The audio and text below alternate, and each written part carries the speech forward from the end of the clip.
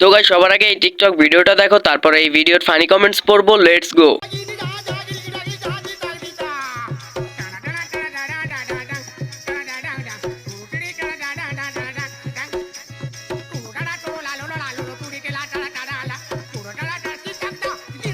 तो चलिए शुरू करते हैं। জিন্দা এক্সরে রিপোর্ট।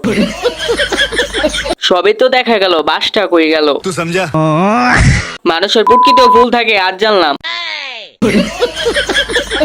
প্রেম তো মানে না কোনো জাতি কুলমান, রেখে গেলাম আমরা দুজন তারই প্রমাণ। तो चलिए शुरू करते हैं। কালো মিষ্টি প্লাস সাদা মিষ্টি।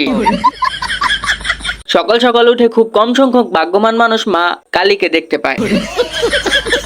আপনি ব্যবহার করতে পারেন ভিমবার, এতে আছে 100 লেবুর শক্তি। ভাই এ রাশিয়ান কই পাইছেন? ছেলেটা মনে মনে ভাবতেছে কিভাবে পালাবো। मेरे ख्वाबों में जो आए आके मुझे छेड़ जाए मेरे। तो चलिए शुरू करते हैं। সম্পর্ক বদলে গেল একটি পলকে। সবই পড়ছে বাট ওইটা পড়তে ভুলে গেছে। तू समझा? একে তো ডান্স বাংলা ডান্সের উইনার করা উচিত, মিঠুন চক্রবর্তীর। ওয়াও, অনেক সুন্দর। এরকম ভিডিও আমি জীবনেও দেখিনি। কতটা পাপ করলে এরকম ভিডিও সামনে আসে। এই জন্যই তো বলি আমার মায়ের টপটা কই গেল। আপনি যে নাম্বারটিতে কল করেছেন তা এই মুহূর্তে ব্যস্ত আছে, কিছুক্ষণ পর আবার ডায়াল করুন। ধন্যবাদ। The number you have dialed is currently unavailable. Please try again later. Thank you. तो चलिए शुरू करते हैं। তার মানে এতদিন যারা গাইলেইতাম সেই ভাগ্যবতী এই নারী। এইটা হলো আমার বান্ধবী, যার সাথে প্রতিদিন কথা হয়। আমি ভিডিওটা দেখতেছিলাম, আমার মা কয় কিরে কারে কল দিছো? মোবাইলে বয়স শুনে ক্রাশ খাইছিলাম, এখন চেহারা দেখে বাস খাইলাম।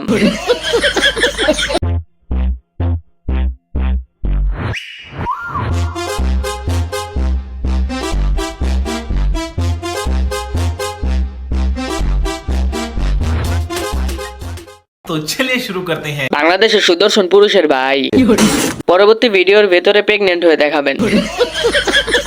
কলা নাই মনে হয়। नहीं। আপু কিছু একটা নাই নাই লাগছে। Mail gender, female gender, confusing gender. কাছে এসে জড়িয়ে ধরো না আমার, একটু রনি আয়না, একটু রকি আয়না, একটু আয়না কাছে রে। তোদের না পেলে আমি বাঁচবো না, তোদের না পেলে আমি বাঁচবো না।